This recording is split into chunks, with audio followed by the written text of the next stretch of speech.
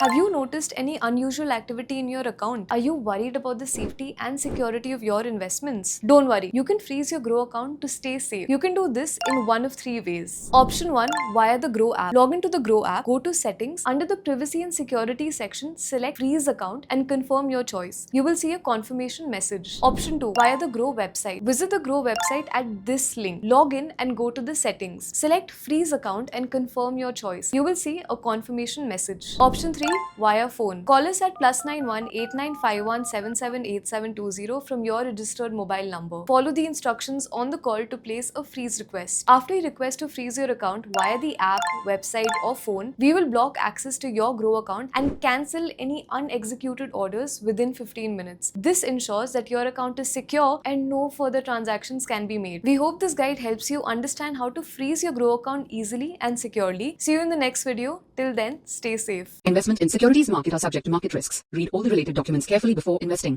Please read the risk disclosure documents carefully before investing in equity shares, derivatives, mutual fund, and or other instruments traded on the stock exchanges.